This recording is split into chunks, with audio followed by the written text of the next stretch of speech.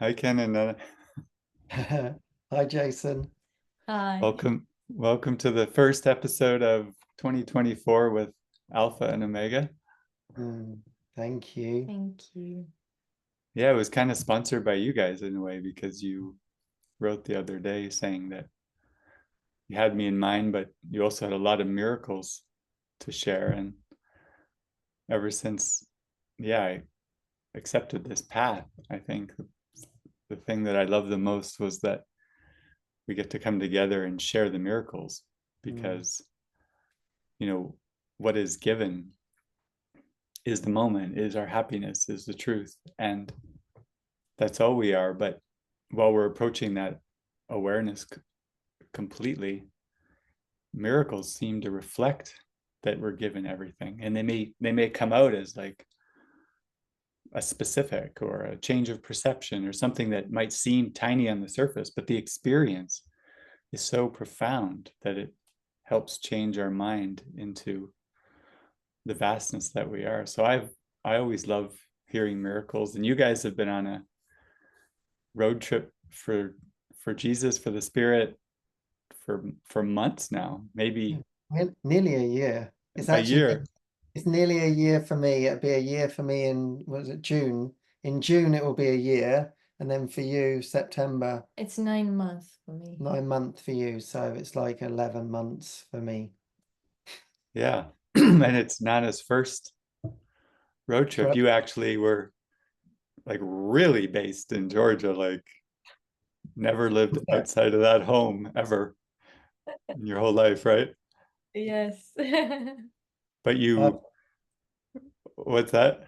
well, it's amazing, isn't it? Her first trip out of Georgia, and she's gone to Brazil. Where else? Colombia, Holland, Germany, France, Spain, And now another round of that. Germany. Yeah, so that's kind of 8 months, 9 months you've been out of your first trip out of your country with Jesus, really. It's been incredible to see your Yeah, I think transformation. I think yesterday we were out and we were talking, and I was just thinking, like, since I started the course, I waited for Jesus for 3 years. Like, nothing was really given as an external step to move or do something. So I waited for 3 years, and then all of a sudden this trip comes in, and I was like, oh my God, he just completely blew my mind. I would never think that after waiting for 3 years, then I would be given this huge assignment, so to speak. So I was reflecting on that, how Jesus is completely unpredictable. He loves adventure. Yeah, because I remember I was in Spain and we had never talked, and somehow you and I got connected, and it was just a beautiful call of joining. And my experience of it was the way you described the healing that was happening in your home environment. I was like, wow, that is so profound. Yeah, you don't need to travel. That's amazing. And then within a week, you're like, yeah, I'm going on a world tour. It was amazing. It was like but again, it was you gave yourself so fully to what was given. You didn't try to fight it or get away from it, break free from the form, so to speak. You just used it really for forgiveness. And then Jesus was like, okay, that's enough. Now I've got a lot more lessons for you. Don't fight this now, So Yeah, I think that was the key. Just when I accepted and I said to Jesus, because I think at the beginning I wanted to get away. And just when I said to Jesus, okay, if I meant to stay here in this environment, in this apartment even, and just face whatever I'm facing every day, I'm saying yes, I'm gonna accept it. And then after that, after a month or so, it's just completely shifted. So I think that acceptance was the key. I accepted some kind of lesson in my mind. yeah, yeah. That's what I love. Our friends David and Francis, who's passed away now, but they did this whole weekend retreat on guidances for the mind, and I've been loving that idea lately. That yes, it is important to listen and follow to the guidance that comes in, but the more you do it, you actually start to see that when you accept it so fully, that is everything. Like the rest is almost just involuntary, or it's just the mind accepts it so fully. And a merge happens in that. So that's it. It's like mind lessons, isn't it? Really, because that's what I loved about your family. I felt the same in some respects, like with what was happening with your family and you living there. It was like, wow, how incredible that you're living there and using every experience for your mind training, for your healing. So in a sense, like they all became like your community, yeah. And then you were using the mind training, and you really, really had to be prayerful, because in some respects in that environment you didn't have like someone always to join with, and so you literally had your lesson and you would be like on your knees with your lesson and being like, okay, Jesus, I really need to implement this lesson on my family who don't understand anything that I'm doing whatsoever, in fact are kind of like against it, yeah. And that you wanted to experience the forgiveness with them, and so then you had incredible experiences of seeing everybody completely different than what you were before. You know, the relationship started to shift into something new, and then you could start to experience that love versus, okay, I'm doing something different, they're doing something different, and we need to line up in form in this way. You were like, no, it's I have to change my mind about this. And it's like that brings up a lot of fear because we have to face the fear, but through love. And that's what I saw, is like ultimately you wanted to love. Yeah. Yeah. Yeah, I think it was like a decision to trust, really. I always say that if I didn't go through what I went through during those 3 years, I would never be able to travel, because I think I built so much trust and so much faith. And I was like, if nothing happens after this, sometimes it felt like I was locked into some kind of loop, you know. It's like everyday life, it can be so every day can be so similar in form, like doing the same thing. My father would leave for work and then he would come back, and my sister would leave for work and she would come back, and it's like in form everything was so, I was like, is this just a dream? Everything is like every day is just the same, it's really the same. But I think without the trust, the decision to trust, I would never be able to face what I have to face during traveling. And it all comes down to trust. It's like, I feel like that's a core thing. If I'm going through something, I can always come back to the trust. And I think that was built during those 3 years. And at the beginning, I had a lot of questions like, why am I doing this? Jesus, just give me something, give me something. And I remember I was listening to Frances during one of the retreats, and she said that at the beginning she had that kind of period as well, and that was the key to build her trust. That was a foundation for everything that she experienced afterwards, and that kind of stayed in my mind. So I was like, okay, this is really the key. I'm not supposed to think about the future or the step that comes next in the future, but it's like now, what is right in front of me, what is the healing right here. So I think I feel really blessed for those times, even though it seemed quite challenging at that time. Now I feel it gave me a lot of strength. Yeah, now you guys went around Europe for a few months, and then somebody offered you a ticket down to Brazil, and you stayed there and learned patience, not to go ahead of the spirit. You're not really healing people. It's all the mind, and what would you have me do to be truly helpful? And you were noticing how mystical really Brazil was, seemingly even compared to Europe, like where there's lots of retreats, and then you landed in Brazil and everybody's just like into the spirit and into the mystical abstract nature. And then you were guided to Colombia because you were open to coming to Mexico, but it wasn't the plan. And you went to Colombia, where you even had to further deepen in that relationship of patience, because you stayed at a family home where the man had had a previous relationship that was now in Sweden or Europe, and the woman left him, and his kids were even being abused over there, and he lost his faith completely in Jesus, God. And you guys couldn't go in like little attack dogs, you know, like to try to, as if that's it.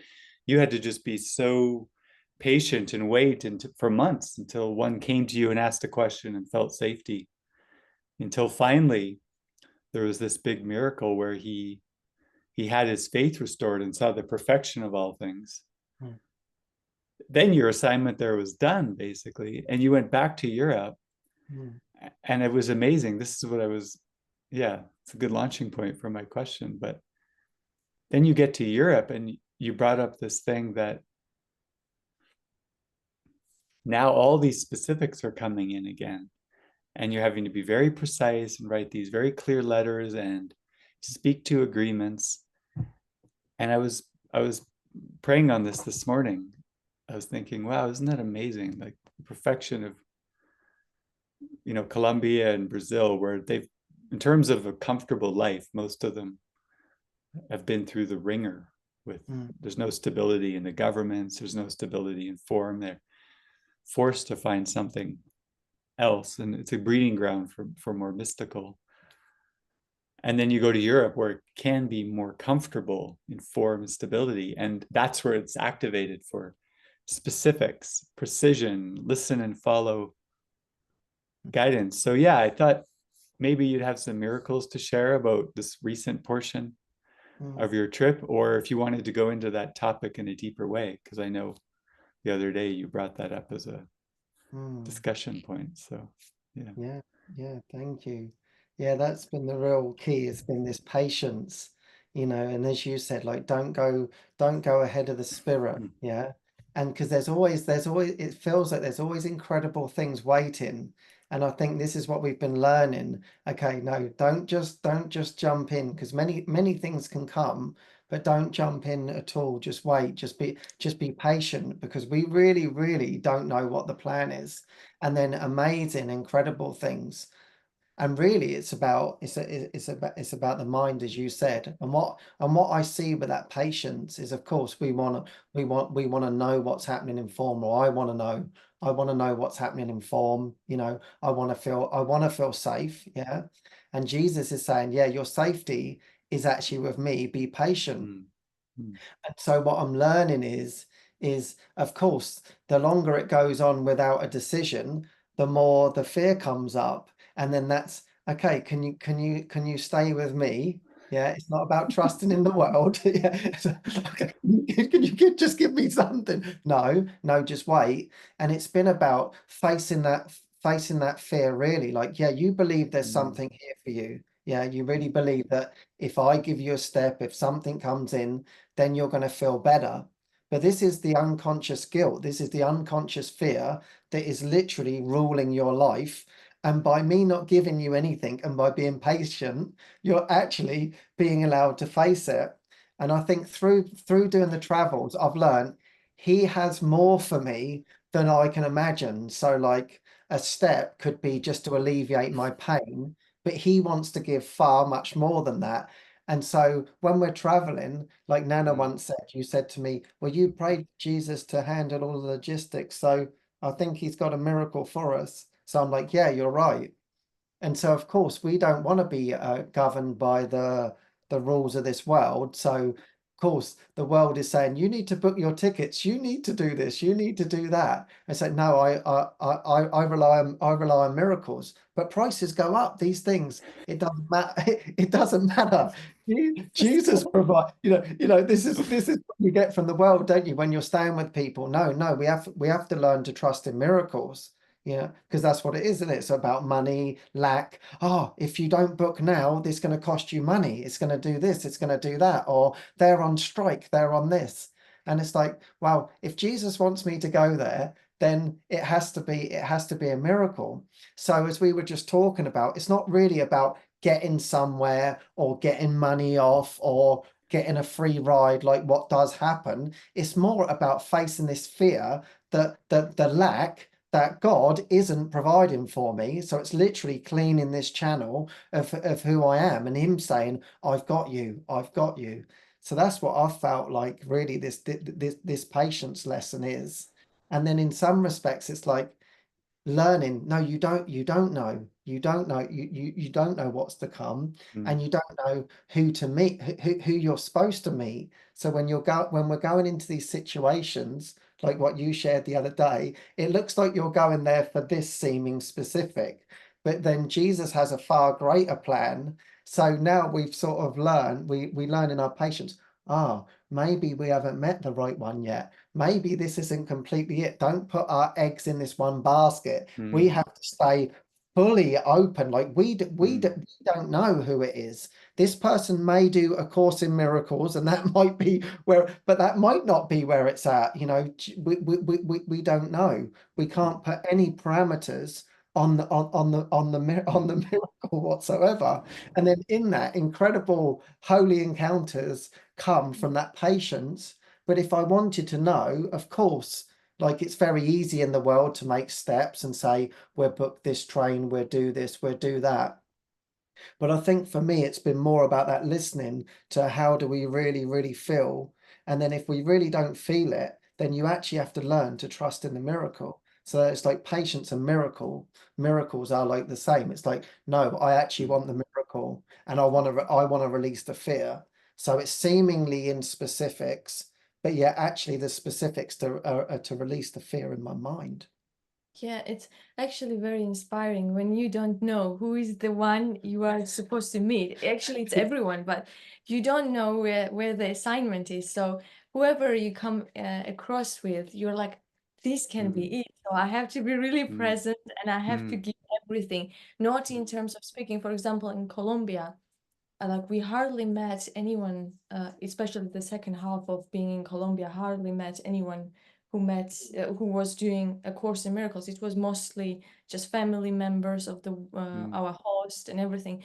So we were just so present, and you don't know where the gift is. So you have to be like in this giving state of mind, and you have to be present all the time. And in terms of like booking the ticket and everything, usually it happens very naturally, but sometimes it doesn't happen.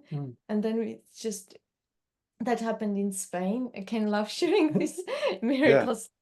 Like we did not book any. We had to get from Spain to France, and we did not really book anything. And it was really coming closer to the time that we were supposed to leave. And then we were just talking, and then Ken remembered our friend that we met in Spain, and he was like, he's actually going to Germany, so maybe he can drop us off somewhere. So we went there and we asked him, and he was like, yes, can you drive? Can you drive the truck? And Ken was like, yes, I can drive. So the whole time, like we drove like for 3 days or so. And it was like, I think it was just us being together, and it's we would park, so we would find a place to park the car, and outside it was raining, and we had to be inside. It was like a limited space with three of us, Cozy. so we had to find our corners to sit, and we had to boil the soup, and just talk about things. And I remember I was in that moment when we were waiting for the soup, and we were kind of tired and everything from driving, and I was like, I want to be really, really present, because that moment felt so sweet. It was really ordinary, nothing special, no fireworks or anything. But I was like, I don't want to forget this moment. I want to remember this. And there was like a small, tiny space for three of us to sleep. And we were like sausages squeezed together to sleep for 2 days, 2 nights. So it was like, yeah, in terms of comfortability of the body, it was not the most comfortable thing, but something about being together and just praying about everything. We had to pray even about like driving, like even about using Google Maps and which path to take. Like you have to pray about everything. That's what I'm learning. Like whether it's a toll road or not toll road, it's like you have to pray which one to take, so that then you feel the quality of the trip. Tell you whether you really followed it or not. Yeah, because we don't know. I don't know Spain. I don't know France. I don't know any of these things. So you're thrown into this experience, right? You're with someone you don't even know. He doesn't even do the Course in Miracles, but he's a beautiful, open-hearted guy. And we're like, okay, we really need to stay focused. We need to stay in prayer because, things can happen. And so in that, it's beautiful. Like, I love the driving. I was like so focused, and Yeah. it was Yeah, at one incredible. point Ken took the road that I did not expect him to take, and I was like, Ken had his Google map on his phone, and I had another app just to Like, check in. Like, yeah, I think we learned on the road trips especially that we have to be really, really focused, and we have to be really, really attentive. So he took the road that I didn't expect him to take, and I was like, what are you doing? So, but for me, it was like, just let go of judgment and just be supportive. How can I be helpful in this moment, even if I don't necessarily agree with form? Just let it go and just focus. And how can I help? How can I help? How can I help? How can I be supportive? There are so many lessons. Honestly, I don't even know. I I can't think fathom it, I really. can't really integrate everything that we are learning every Yeah. day, but it's very focused, and it's like sometimes there is time to relax. For example, now it's like our retreat ended, and we are kind of waiting to move into another phase of the retreat, another event. But sometimes it's so focused, and you have to be right there, and you have to open your mind, because it's sometimes it's like habitual, you know. Okay, we don't want to pay necessarily for the toll road. Let's take another one that doesn't have tolls. But it's like, what I'm learning is just, no, you have to pray about everything. You have to consider everything. Does this feel good? You have to check in with everything. So I think, yeah, that's what I love with traveling. It just helps you to train that muscle, you know, praying muscle, like guidance muscle with everything, you know. And our friend, our new friend, he was a little nervous because he also had a trailer on the back of the van, and he'd never driven with a trailer on the back of his truck. And also, he'd been robbed at the side of the road twice, yeah? So he had this slight fear. So he came, he said, I've been robbed at the side of the road twice before, and it was very frightening. And I was like, that won't be happening. And he's like, that won't be, listen, we trust in miracles. We trust in miracles. You don't have to worry about He things had like a that. little hammer because of the, if someone comes, he was like, I'm not gonna use it, but I'm just gonna show them that I have this, and this is a sign. I'm gonna scare. I was like, So you won't need that. It's fine. It was so funny. So it was beautiful, you know, like he was like, we were all learning to trust together. No, we just trust in the miracles. He's like, we can trust in miracles. Yeah, we're trusting miracles, that everything will be given, everything will be provided. We don't have to concern ourselves with that. He said, okay, great. So that was that was really sweet. But if we hadn't waited, it would have been easy to book a plane or book a bus or whatever, and it's hours and hours on the buses, you know, and it's pretty expensive actually. He did it all for free for us, all the food, everything, and there we are. We're on the bus, we're driving along, and we drove all the way across Spain, because we're literally in the south of Spain. It's a long way if you want to do it. It's like, and then we had like, how far, like quarter of the way across France to Lyon, and then he left us there at the train station to go to Paris. But it was so miraculous in that. But you can easily, we could have easily said, okay, let's book something now. But instead, it always felt like, I'm always feeling that if it's really not obvious, there's something else. And so we really needed to be together in that. And so, as you said, there was that idea of comfortability of the body. And it's like, oh, what do you want? Do you want miracles, or do you want this comfortable life?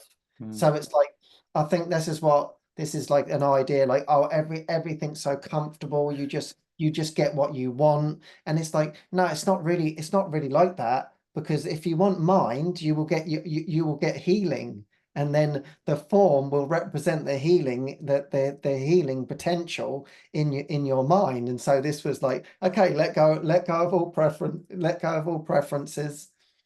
So that's what I love, and I think that's what I've seen with you, with your first trip out, of, you know, just being in your house, like having all of your seeming preferences, you know, the food of Georgia and everything, like we do in our own life. We have all of our, you know, it's just our normal life, yeah. And then all of a sudden you came out here, and I just said, this is not possible without Jesus, yeah, what she's done, really.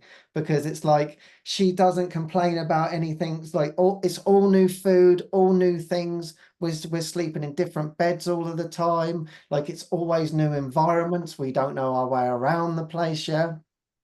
And she comes out on her first trip, yeah, and she's like, yeah, okay, I'll try this. And like all the normal things that I thought, okay, these might be challenges, you literally face them. And I was like, coming from a psychological perspective, I was like, psychologically, this is literally impossible, yeah, right? It's like I don't understand how like there's not some things that would come up like the tiny, I thought there would be tiny little things that we would need to deal with between one another, but it's never ever been about that. You know, you've just literally taken this whole thing on, and it's like it's like the work of it has to be like, I've never seen a transformation like it, to be honest. I'm like, wow, it has to be Jesus, because psychologically, literally, if you looked at psychotherapy, it's like this isn't possible for you just to be still going along the way you are joyfully, and then learning our lessons, because you were so used to having a lot of time to sit with things, not being around people so much, which was a thing.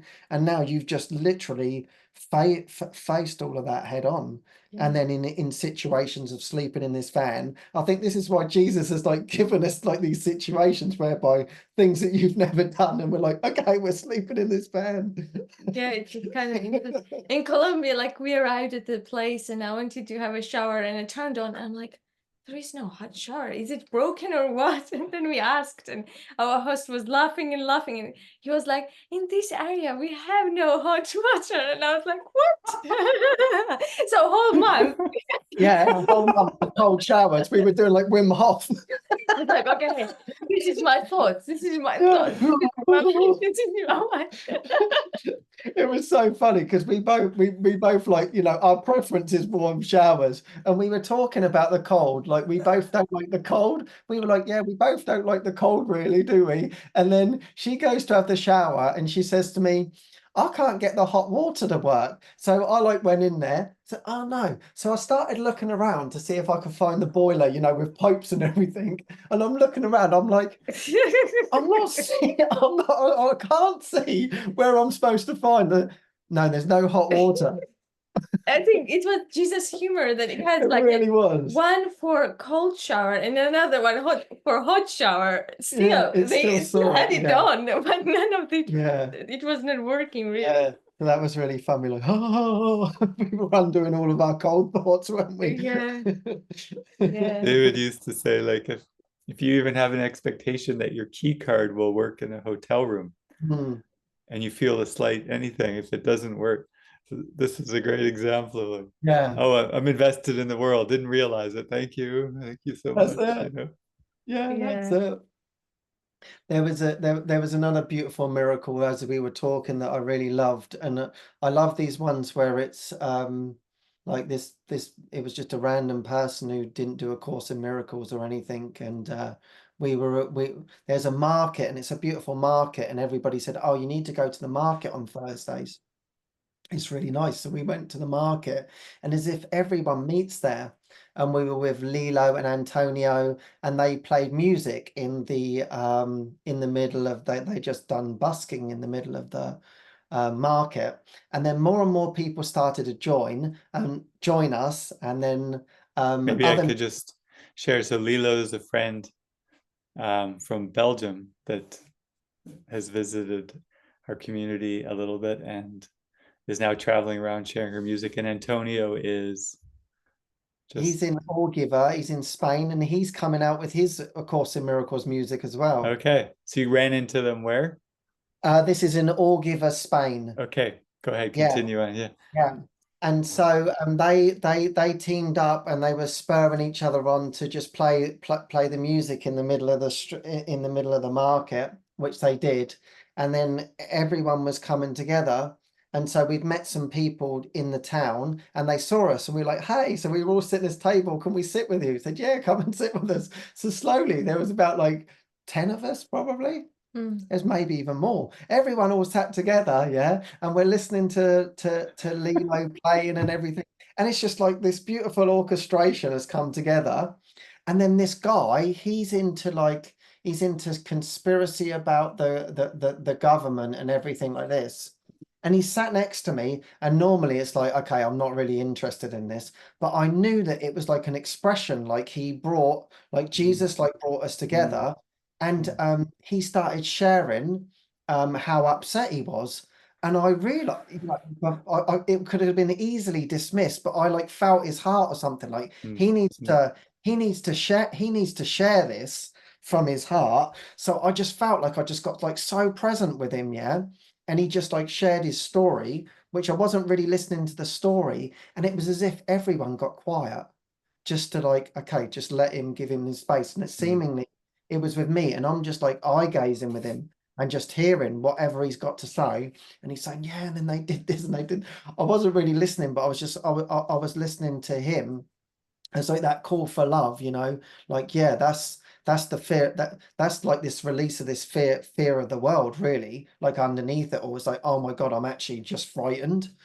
So somehow I could like hear that, and he spoke for about half an hour, and then it turned out that right at the end, and he said, it's because I'm fearful for my son, that I don't want him to grow up in this environment. And then he just started crying, and then I was just like holding his hand, you know, and he was like, thank you, I'm so glad I got to share that. And it was like, oh, you could just feel like the release of the universe. Like, thank God that one's been released. So it was like such a heartfelt thing. And I think it's like it's easy to dismiss these things. Like, yeah, I don't want to hear about your conspiracy theories. I'm not into that, you know. But it felt like this genuine call for love, and it just felt so deep. And afterwards, we were just sitting there, and he was like thanking me, but I was like thanking, oh my God. Thank you so much for that. So we're in the middle of a market, and this man's just like crying his eyes out over how he felt about how he was being mistreated by the government, and he just needed someone to actually hear him and actually release it. Like he literally wanted to release it. So this is like why I love these small encounters that we just don't know. We just don't know why we're there, or why you say hello to someone, why you have a simple joy. For example, we met this woman, and she was staying where we were, and she said, when you turned up, everything seemed to change. Everything seemed to get brighter, you know, everything seemed to like get happier. So I'm just grateful that you're here. And I just said, okay, thank you. And that was just before we were leaving.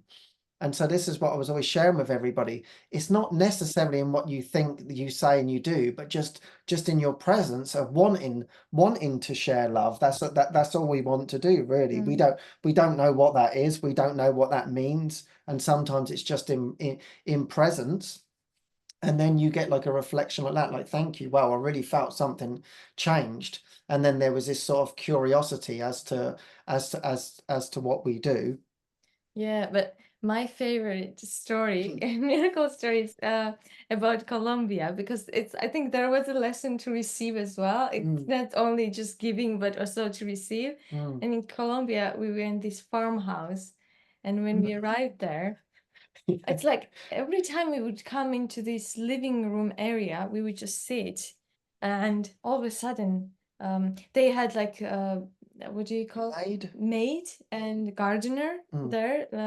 They were living in on that farmhouse like constantly, and then the family was out in the city, and they were coming on weekends, and we are there, and every time we would come out of our room and sit there, there would be like this glass of drink would appear, and they would be like, oh, I was like, okay. And then we would sit, and she would bring us food, and I was like, how are they doing it? At some point we sat on the couch, and there was TV, and all of a sudden this gardener comes in, and he starts doing something with TV, and I was like, what is he doing? And it turns out that he wanted to turn on TV because he thought that we would like to watch TV. And I was like, how is this happening? It's like we would just come out, all of a sudden drinks appear, food appears, TV on, and whatever we wanted, basically. And then one day Ken was in the kitchen, and I was just talking with him, and I'm like, I noticed that there is something in the corner moving, and I was like, what's that? And apparently there was a camera that was watching us, CCTV. and the owner was basically observing us, and he wanted so much to take care of us. Every time we would come out, they were like, bring the drink to them, cook the food for them. And at the beginning we were like, no, we can cook our food, there is no problem and everything, but somehow it was not Never flowing, and somehow it felt Yeah. weird. And then I thought, okay, maybe it's for us to receive, because we had a lot of calls at those times, and when it would come to lunchtime, I would be like, oh my Yeah. God, now I have to cook something after this call. So it was a bit, I felt a bit disoriented myself in my mind. So I was like, maybe we need to accept it. So we said yes to her to cook. Oh, And it's beautiful. then everything started flowing again. But it was so interesting. I was like, that was the funniest experience ever that we had so far. I think for me, there is this camera watching us, and as soon as it seemed like we needed something, it's like we were searching for something, for the key or something. Yeah. And all of a sudden, this woman comes in and she says, how can I help? And I'm like, how did she know that she needs to appear in this moment? But like this grandfather was so kind and so willing to have. He was sending these angels, and even to cook and everything was provided. So I think that was a lesson for us. Okay, just receive, because they have to fulfill their function, you have to fulfill your role. So just accept the roles that are given. So that was really fun and helpful as well. And it was actually really beautiful with them, because they didn't speak, the maid and the gardener, they didn't speak English. So we used the Google Translate. And then just before we were leaving, our friend Daniela translated for us, because she came to the house, and they had questions, and they said, we know you've been watching us. Do you see anything in us? We know that you see things. That's what they said. We know that you see things. Did you see anything in us? And we said, no. We said, no, we don't see anything in you. You know, you're perfect. There's nothing going on. But if you have something to share. And so they did. They opened up their hearts. It was deep. It was beautiful. It was so touching. They shared what they were going through. There was like this fear to share, you know, because like of the dynamic. It's like, no, you can share. We're completely available. We swap numbers afterwards. I sometimes send them photos of our little trip, because they had 2 little children that were really beautiful. But it was that lesson of receiving from them. And it was incredible, actually, because that whole time was how we organized all of this Europe trip. And so we had so many things going on at one time, and then they were literally supporting this whole thing. So in a way, like, they didn't realize how incredibly supportive they were to the whole thing. There were all different calls, so many things happening at once, and we had to stay really, really clear, as we were talking about, being patient but being clear. And so most of our stuff was getting cleared up there, because we had this space to have the calls and to do everything, and we didn't have to worry about any of the food or anything. They would go out and get the food and then come and make all these wonderful dinners and just take complete and utter care of us. And she was trying to cook different things, because she was like, I really want you to have all the Colombian food, to taste everything. So she was mixing it up and changing. But then equally, when we moved to another house, then in Bogota, in Fusa, then we are collaborating about garden. Then we were helping to get the garden in order and everything. And that was our opportunity to join with the host, because he seemed to be excited about it. So it was like this kind of flow. Sometimes it's receiving, but sometimes it's also giving.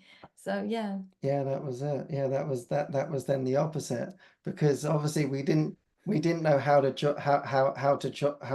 join with them. But then he had this vegetable garden that wasn't completely set up, and I said, oh yeah, I grew some vegetables. I had no idea how to do it, but it all like happened. And he's like, how did it happen? So I shared like the systems that I was using. He got completely lit up and said, will you show me? And I said, yeah, sure. And so off we went, and this is what made the connection. We went and got all the different things. We put the cardboard down. We did all. He's like, this is incredible. And he got really excited. I got really excited. And so we were out there just like clearing this area, making it really beautiful. And then that was how we got into the connection. And then that was how then things started to open up. So in a way, like, if it wasn't for the garden, it's almost like how we use the in the community. It's like the garden was the backdrop to gain trust, to then to have something to talk about, to have something to get excited about and inspired about. What do you want to grow? So it seemed like all these nothing spiritual, you know, like all these things, but it was beautiful. It was like a little project that we all had together, and we enjoyed, we laughed, we were spending all evening out there. It was like a beautiful time. And then slowly that was like, then we were standing up, then that's when the expression come, yeah, actually things aren't so good for me. And then that's how it all started. And then, okay, then it would disappear again. You know, that was enough. That was enough of a share. And yeah, I've got some problems going on. Okay, but I'm not ready to talk about it yet. Okay, wonderful. Then that was just the first one. Said, yeah, I'm not good in myself. Okay, yeah, that's good. We're here for you. Okay. Now that dispersed for for another 4 days, you know, it's okay. So we're in prayer. Then it comes, yeah, I've got this has happened, that's happened. Oh, yeah, we're here. So it was a lot of it was around the garden and little trips we had all through the mountains, which were beautiful, and finding different things. But yeah, it was to build that trust together, to be able to like trust in God again, which was an incredible miracle. Yeah. It's amazing. It's like we watched this movie last night called Unsung Hero, where it's the origin story of a band called King and Country, which plays this beautiful music. And basically their dad, King and Country's dad, lost everything. He tried to bring Amy Grant over from America to Australia, and he overcommitted himself, and they lost everything, their house, all their money. Came over to the United States with nothing, and the job fell through. And so they had to pray for absolutely everything, food, water, furniture. And it was a big undoing for the dad around pride, thinking that he personally had to provide for the family, but he couldn't. And he went through a lot of devastation. But my favorite thing was they got invited to Thanksgiving dinner, and they said, we can't come. We don't have a car. So they said, oh, we'll pick you up. So family came and picked them up, and they saw inside their house had nothing, no stove, no washer, no dryer. And then brought them for turkey dinner, gave them this turkey dinner. And the girl, the daughter, who turns out to be this pretty well-known Christian country singer later on, but starts singing this beautiful song. They all fall in love, and they say, we need to help this family. And they offer them their van. They give them their van. And their first response is like, oh no, we can't accept that. But kind of like your story of the guy, that's funny. Talk about a good use of Big Brother, like they're watching you, but they're not watching you to judge, they're watching to serve, you know? And you had to just accept. And it can be accepting. It's like in this moment, I can't even understand why, but it's the hardest thing in the world to accept when we're conditioned to earn. And I just realized why, because to accept our true inheritance means we have to give up all the things we think we have value. Doesn't mean that, you know, things don't appear that we need, but when it's under the Spirit's or Jesus's control, we're afraid of letting go of control. Really. And so these stories of you guys just being so open to give and to receive, it's not so much about what the body does, it's about being open to the miracle. And it takes a lot of faith and trust. It's really, really beautiful to hear that and to share these miracles. It doesn't have to look a certain way, you know, it's just what's given in the moment. Yeah, that's it. I'm glad you brought that up, because it's like that's what I felt, like there's so much control. There's so much control in my mind, you know, and it's like Jesus is really, really using that in an incredible way, because you want to, that impulse, as that desire to do something is basically, I'm not worthy, so I need to provide for myself for the lack in which I am, you know. And it's like, no, I've got you. And then it's like this control of like, do something, you know. It's like really underneath, and it's so unconscious, because it can feel in small things And I think that's always been my way of like, okay, there's this energy that wants to come forward and wants to give. But sometimes that's not actually the best thing to do. You know, you override what's given for myself. And so it's becoming more subtle in my mind to be like, okay, just let go, just allow the control to come up, yeah. And then, okay, you're going to provide. I know this isn't of me. Yeah. So I felt that many times, like this tension inside of me that wants to come up, and it really feels like that release of the ego, you know. There's even like some anger in it, like you need to do, you need to get on, you need to do something, you know. And it's like, no, okay, if this is coming up, it's the beautiful thing now, like I can feel it and say, okay, this definitely isn't the Holy Spirit. Before I thought, my God, I've got to act on this. And it's like, okay, then it's like letting that pass through. It's that there has to be there must be a miracle behind this. And it's actually, I'm being grateful, like, this is another round of letting go of that control, as you were saying, as if the world is sustaining me, but something far greater is sustaining me, and what's in the way is me actually trying to control everything.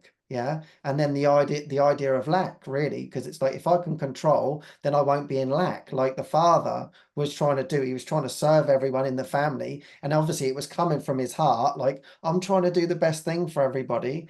But yet there was like a deeper miracle to like actually receive, and then things unfolded like in a miraculous way for them. So it's just learning, okay, I've got to just stay out of the way. And really what I'm learning is a huge lesson in letting go of control. Yeah, at the beginning, I think even to accept the food and everything, sometimes I felt I had so much guilt that I was eating food that I didn't really earn. I didn't really do anything in form to get the food or even to prepare and everything. And I think I was saying to Ken, I was like, sometimes I feel like I'm feeding on guilt. You know, it's not food. I felt so much guilt just by being provided food and just eating it. But seeming, I had this idea that I have to earn, I have to Wow. do something for it. So Wow. It's like just hitting me that when the systems of the world, like a job or earning money or reciprocity, it's all to keep that guilt repressed. And when you say, I'm not going to play the game of reciprocity, I'm willing to give and serve in whatever way you want. But you're basically saying, I'm willing to let the guilt come up, and I'm going to eat the guilt, but it's like, it's coming up, you know, it's like, yeah. it was a really good food. It really was. It really was. Yeah, it was funny. Really good, Gillian. Yeah, it was funny though, because I remember that it was beautiful, because you would eat, and then you would say, I don't feel good, and you shared that about, I feel like I'm eating guilt. Yeah, like, my God, I'm like, I'm not worthy of this. And it's like, no, accept what's given, because it's such the contradictory to everything that you're told. How dare you accept something that you haven't earned yourself? You know, it's incredible. Yes. As you said, the guilt is just underneath all of that, just literally controlling you, and you don't even know it. And then you're just responding from that guilt place and being like helpful, but you're actually not being helpful. You're just suppressing or the being guilt. polite. Like I Being thought, polite, yeah. should I express this or something? But then I had to move forward and to continue eating. So then after some time it faded. Then I remember one time I was asked, like, I was looking at the fridge getting something, and the woman asked, is it not weird when you are in someone else's house and you're just helping yourself, like getting going to the fridge? And no, Really? it's really natural. Not really. I quite enjoy it. Who is this, the owner of the house or the? Yes, but it was another house. Yeah. That's great. And then I was like, no, Really? it's natural. And I was like, quite nice. I don't know how it sounded to her. Like, natural to get the food, but yeah, it's quite, even, for example, like for me, it's like I have a deeper lesson in letting go of a personal responsibility or something. I don't know. Sometimes during the retreats, for example, I really like when I'm activated to share, and when I feel activated, I just burst and I just share from that place. But sometimes Ken is more activated, and my mind is just blank. Nothing comes to my mind to say.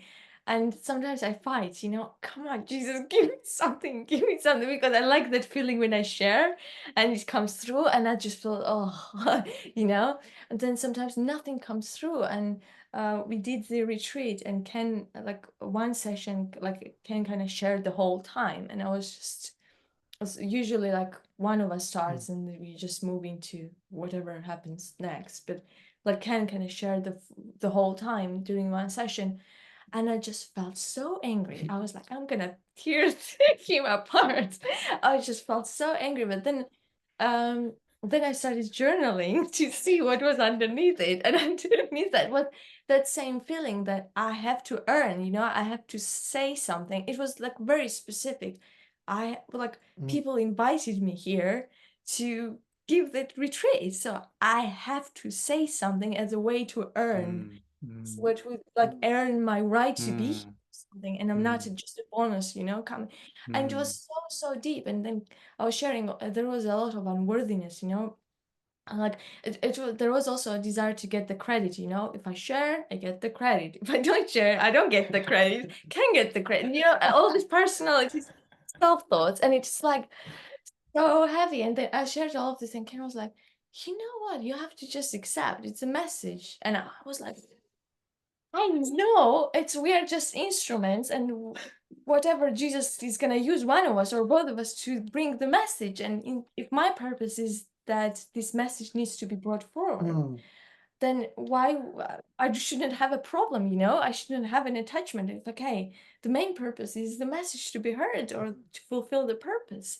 And that's all. We are serving, both of us are serving that message, that purpose. So if he's going to be used, purpose is fulfilled. If I'm going to be used, purpose is fulfilled.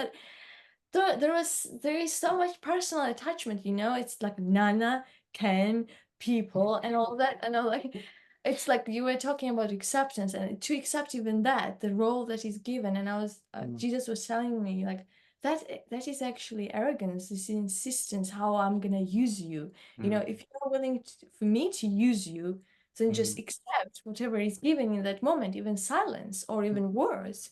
But you are almost insisting, no, you have to give me words. This is how you should use me. So Jesus was saying like, that's actually arrogant.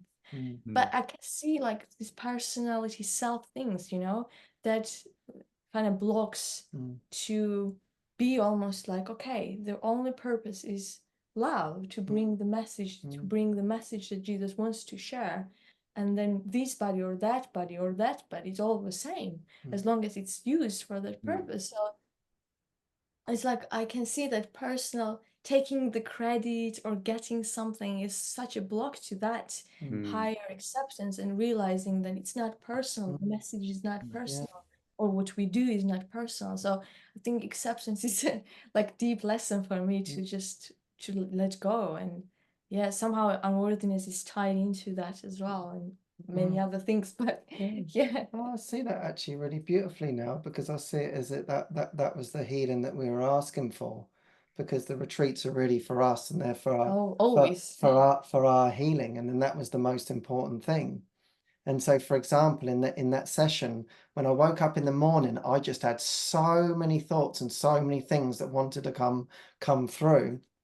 And then you said, okay, you share. But I shared completely for 2 hours.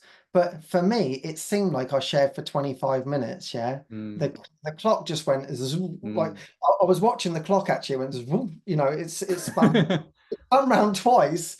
And like it just kept coming and kept coming and kept coming and kept coming. And then I just felt so complete, inside. It's just actually so beautiful. It's like it just cleared up like everything that was like in my mind. And we have a little balcony here, and I just sitting on the balcony, and I just felt so like grateful, like I felt so completely and utterly clear. Meanwhile, I was journaling. And then Nana, and then you had your healing with it. So I didn't feel any guilt. I didn't feel like, oh, I shouldn't have shared, you're right, Nana, I should have given you space. It's like, no, that's just what came through, and that was that. So I felt pretty good. and then you had your thoughts, and it was like, oh my God, that was actually perfect for you to allow whatever was going on in your mind, because it was like, and what was happening for me is like, it was like this unclarity was like there with what had been shared, and then I knew that I needed to address it, but it just seemed to, yeah, as I said, like it was like 25 minutes, and it's like, wow, that was a 2-hour session. Yeah, and I think that's another thing. I really liked what he shared, actually. I really enjoyed. I was like, oh, this comes through really, really nicely, you know? It's like no attack, nothing. It was like a pure message, like a beautiful message addressing different things. But then when this personal thing steps in, like to take the credit or to get something or to have it something certain way, it's like a control, then I'm not able to appreciate what he, like appreciate my brother for being used. And now like, then I get angry. Like that was my first emotion at that on that day was anger and towards him. And it was a good thing that I went deeper. Otherwise, that then when I saw those deeper things, that anger and hatred disappeared. But at the beginning there was that anger, and I'm like, oh my God, that actually blocks me from appreciating how my brother is being used and the message that comes through. So yeah, but many these kind of insights, you know, during every retreat, I think there is something that is being released from my mind, and the deeper lesson. I feel like it's not really about traveling in terms of form. It's like my mind, you know. I really see it like it's just my mind, and it doesn't matter whether something is spoken or not. It's just my mind, what is happening in my mind, and what is the healing in the mind. That's And like amazing, really. That's a perfect description of it all as a backdrop, you know. To like, I think that can get missed because I like this topic of divine providence, but a lot of times the mind or people can say divine providence is, oh, I needed food and food showed up, or I needed a plane ticket and a plane ticket showed up. And I feel that's a beautiful, very important phase or demonstration of divine providence. But what you just described is even deeper, more full experience of divine providence, that all things are working together for my healing, not just when the body needs food, food appears, but it's all this backdrop. And maybe we could go a little bit into what you touched on the other day with specifics. Was that a question that you brought up the other day? Because would you like to explain a little bit about that too? And then, because Sure. yeah, that's what's been happening, is what we felt for ourselves is obviously our guidance is very, very specific, yeah, when we're traveling around. So we everything becomes specific, and then that's how we share with the specifics. And then basically there's kind of been this dynamic which is interesting, is often you go somewhere and say, I feel stuck, yeah, and it always comes down to inspiration. Okay, what are you inspired by? What do you hear? Yeah, and we hear what they hear, and we say that's incredible. Move in that direction. That's very, very specific, yeah, to you. Yeah, this is great. This has come from you. Move in that direction. And then there's this complete and utter fear of this specific, like, oh my God, this just feels like too much. And so this is what we've seen, like this fear with specifics. yeah, I think like that's what I'm finding during this round of being in Europe. Like before it was like, I don't know what it was, but it was different. But now it's almost like Jesus showing me that actually spirituality and practicing the course is very, very practical. And it's like one step at a time, one step at a time. And it involves like specific, simple, but specific steps. And sometimes we ask, what is it that you want? What is it that you feel inspired by? And then they share. And then we explore together, how can you take the step towards that inspiration? Then what can you do? And there is specific step, but as soon as that specific shapes the form comes up, becomes clear, it's like, no, I can't really do that.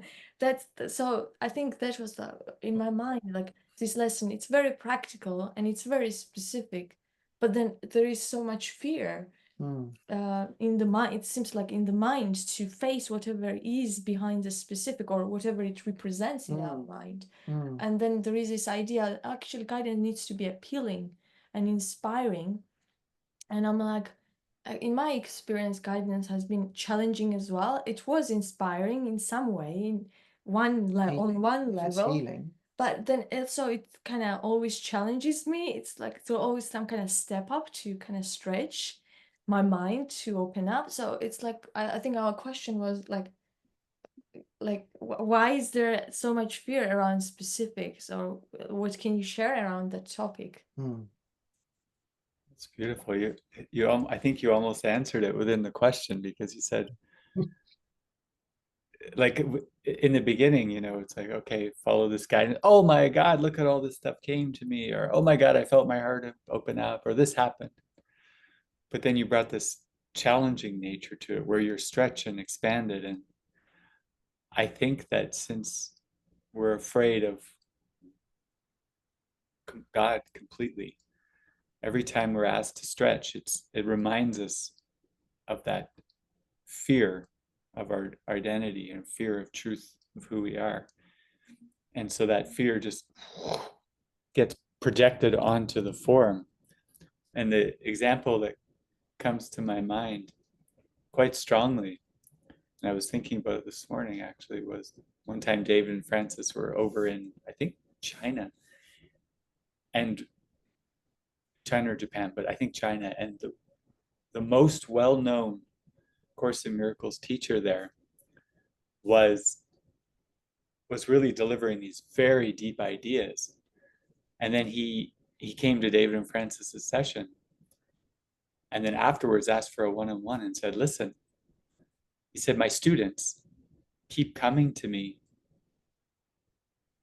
and it's getting to the point where they're asking me to guide them or give them direction in their specific lives. And he's like, that's not my job. I can't do that. I don't want to do that. That's basically like, what's going on, or am I right about this? Because I feel like that's not for me to do. And maybe you can hear it in the question, but David said, oh no, that's just fear of specifics. And the guy was like, oh my God, it means he's got to open up.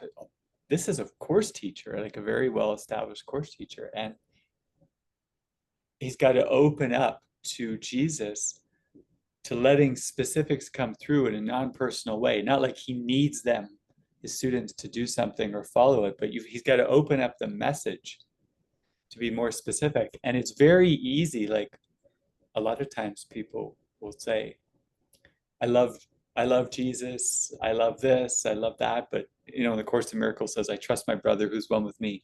Okay, can you trust your husband or your wife or someone? Oh, no, but I trust Jesus. But if Jesus came to them 2,000 years ago and said, hey, follow me, oh, that's a whole nother realm, because specifics seem to reflect, I want to say, I'll use quotes, a reality or a real, or it's here right now. No longer can you just play in the hypothetical or play in this realm of, well, it's Jesus and I, as long as Jesus is far away.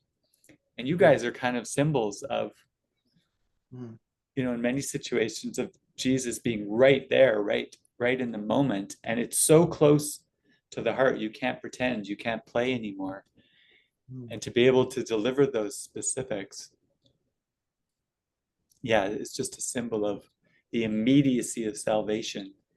And when that immediacy is presented, the mind either says, yes, I want the immediacy of salvation,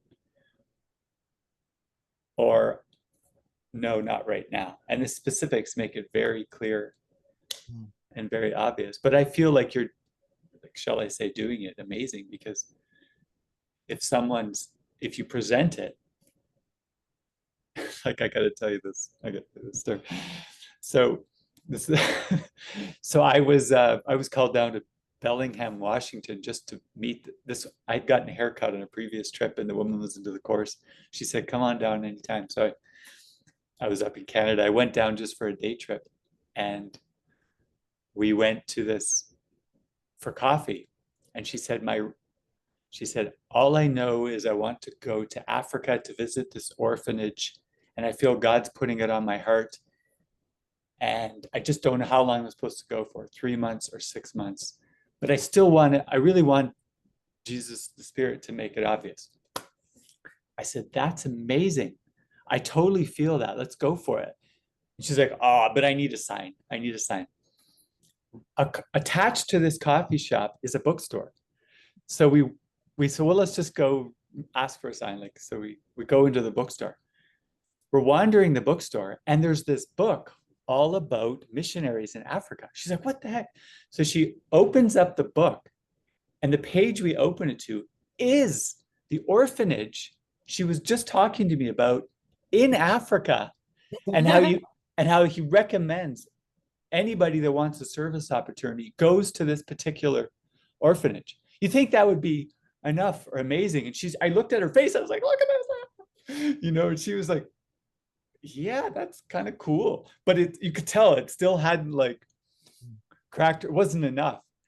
I kid you not. I popped my head up over the bookshelves.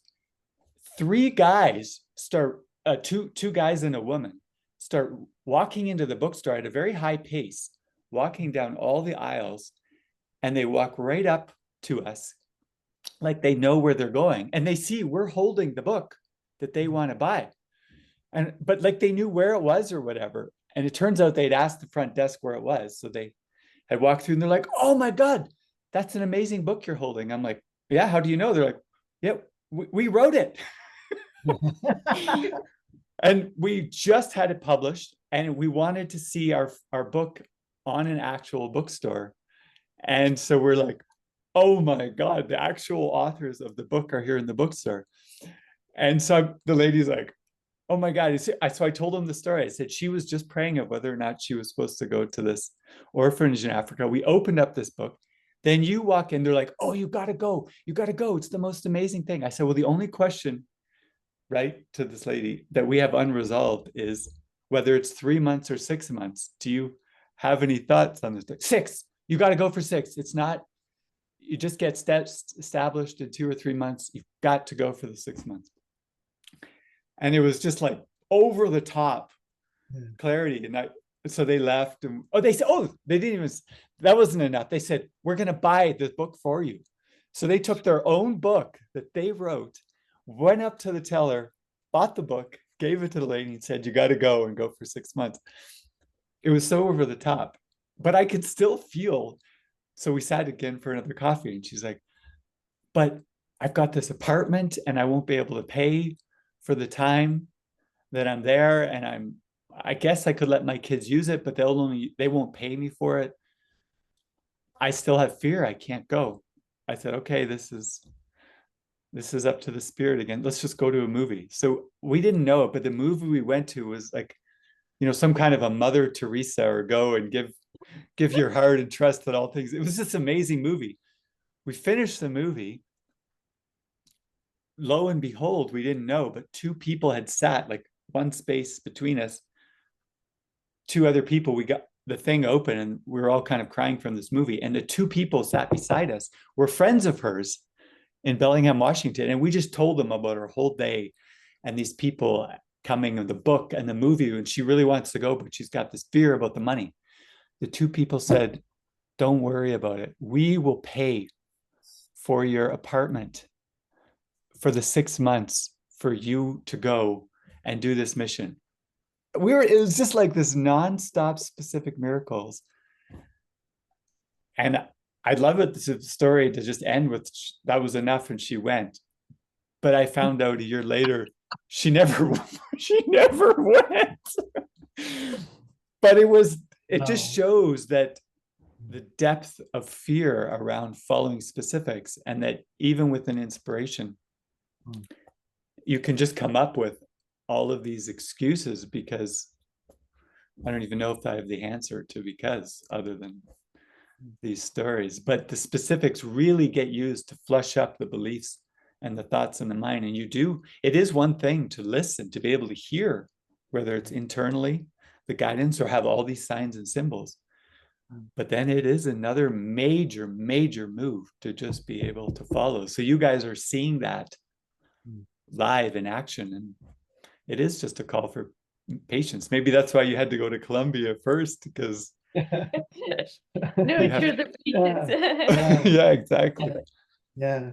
And I love that. It's just it's just deliver, you know, back, because it was like her inspiration. Then it was delivered back to her, but then it's still up to them as to what happens. But for us, this is incredible though, isn't it? Because like hearing that story, and just like it wasn't just one specific, it was like one after another, you know, the author coming in so specific, like this is the direction. I mean, it makes me just want to follow. I'm like, oh my God, I'm gonna go oh to God, Africa. Africa. It's like, oh my God, this mission sounds incredible, doesn't it? You know, how many more? It's like the Jim Carrey movie in it, where he says, "Don't go down here." It's like the lorry. Give me a sign, God. Stop the car. And it's like right in front of your face, but then there's so much fear.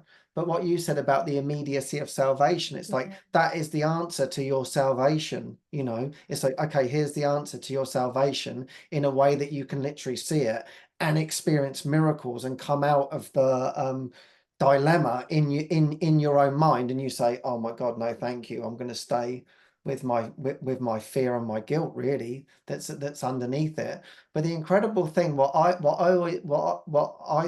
been saying is like, okay, you feel the fear, but I just feel this happiness around this specific, every specific that they've shared. I just say, oh my God, this is just going to make you so happy. That's all I can feel. I can feel like this vastness. Most of the time it's a similar experience. I'm like, oh wow, there's just so many miracles like waiting for you in this. This is just like incredible. This feels like amazing. Like we don't know the reason why you take this step in your healing, but there's something more there for you to step over. And if you just take this step, you're gonna experience that miracle. And it's like that's what that's what, you know, I can do, is you can stop the happiness, really. It's like, as Jesus says, you have to first see that you don't want happiness. Yeah. And then you say, okay, actually, I don't want to be happy. And I'm giving you these specifics to be happy. And you're saying, no, thanks. It's like, how long are you going to keep saying no to it, that your salvation is actually now? So I'm kind of grateful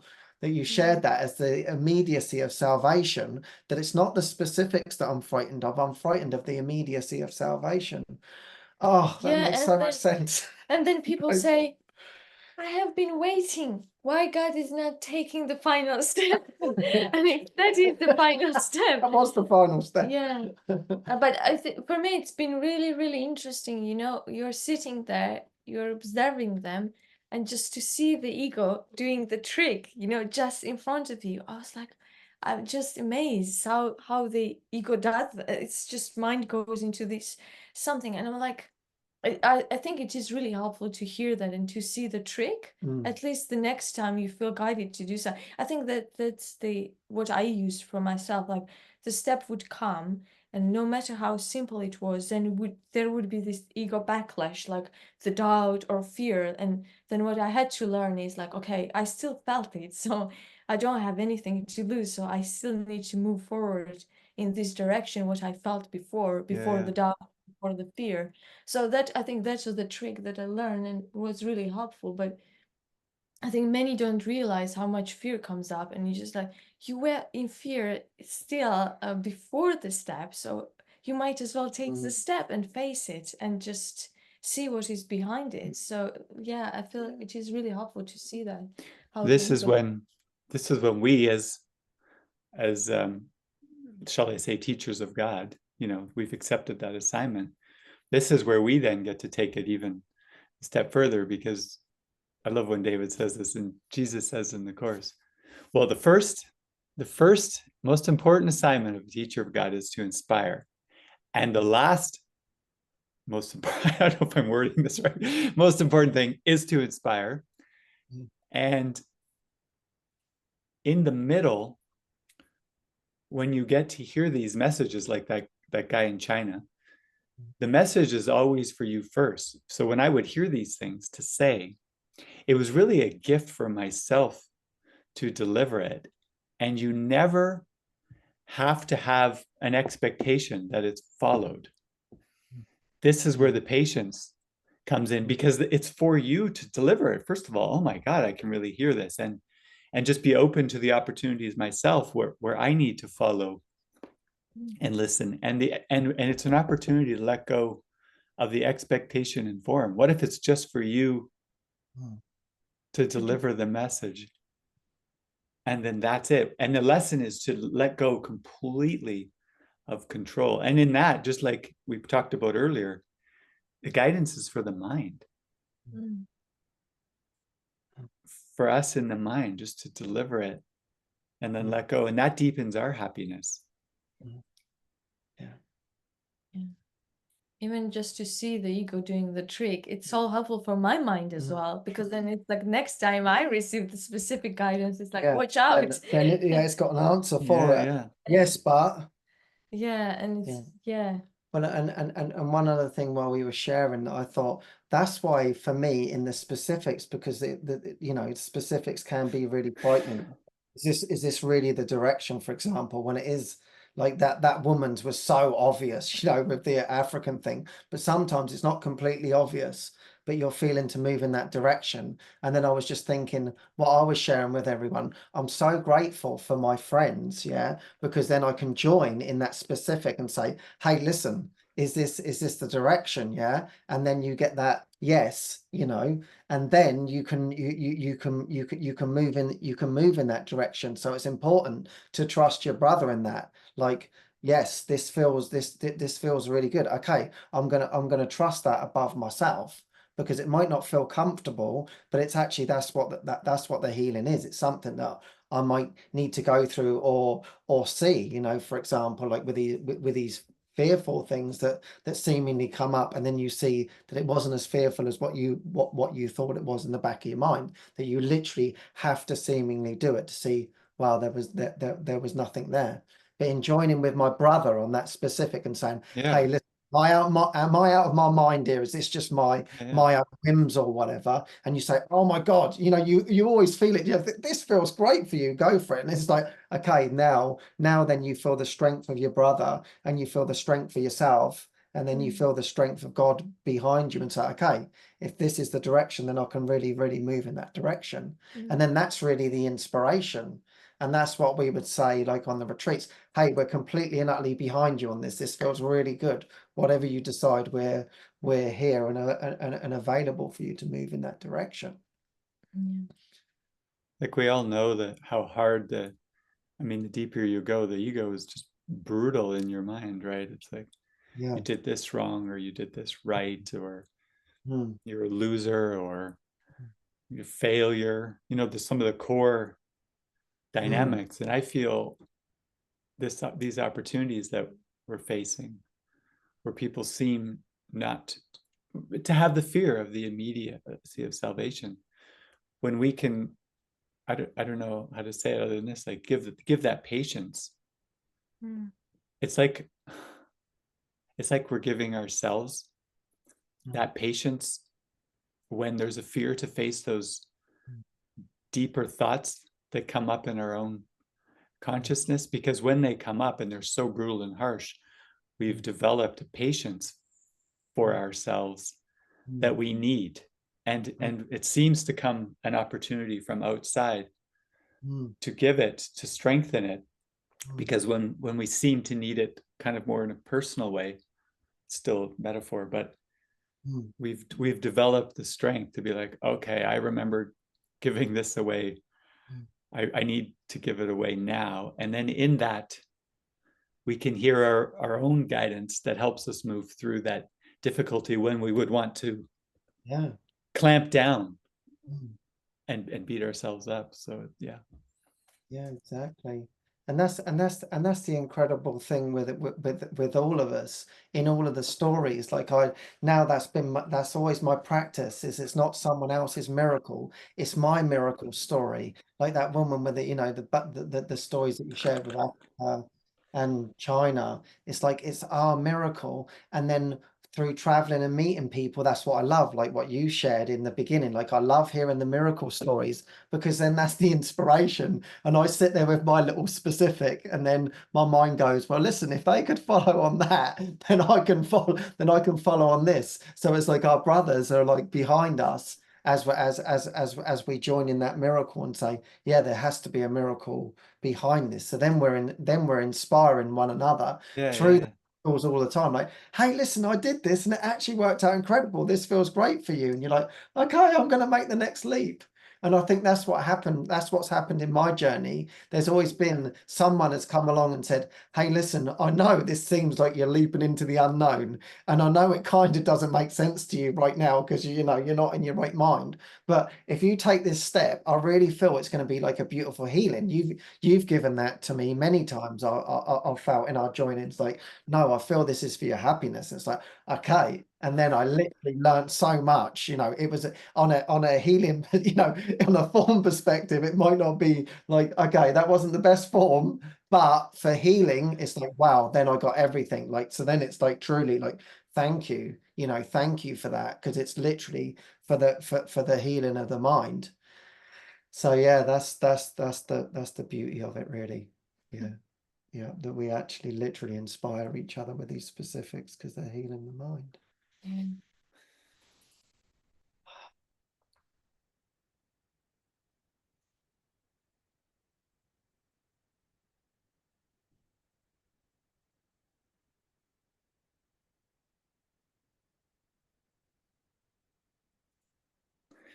Yeah, well, I just feel so grateful, like that you guys are out there on the road, extending this message to everybody and just working it for yourselves, which is, like you were saying, really the main thing. But just have it extended, and yeah, to come into that sense of we are all one is so beautiful. Yeah. But do you have any like last miracles or any other discussion topics you wanted to talk about? I feel like this has been a whole miracle for me. This has just like cleared my mind. This is a miracle. You know, it's like all the things that have been going on in our minds, and then we really get to share them together. And I just feel like my mind is just cleared. Like we're going into the ACIM festival now. And it's like, it feels like it's so much more clearer on what these specifics are. So I feel completely answered. But do you have any more miracles that you want to share? No, I just really enjoyed joining and spending time together, because before we came together, I was praying out like, Jesus, is there any questions? Are there anything, you know, that I could bring up? But my mind was completely blank. And then I was like, actually, what I really love, like, it's like really wanted to feel that love in my heart of us being together. So that was the whole point of doing this together. So I think that was fulfilled in my heart, and I don't have any other specifics or any other thoughts or questions. Yeah, thank you So for saying yes. Doing this together, I feel really blessed. Yeah, thank you. You're the kickoff of the new. Haven't really had that many shows before, but the new season, shall I say? Season, yeah, yeah. And you know what we said? We were both fans of Alpha and Omega. We really loved the session that you did with Francis. Oh yeah, We love that one. That was a beautiful one. I did one with you. You did many short ones. So we always loved Alpha and Omega. We're like, when's Alpha and Omega coming back? So when you said I'm going to be doing the shows again, we said we want to be a part of that. So you inspired us. Yeah. Yes. Yeah. So thank you for saying yes to this. Yeah. Thank you. It feels very precious us coming together. Yeah. Thank you so much. Love you guys. Yeah, love you too.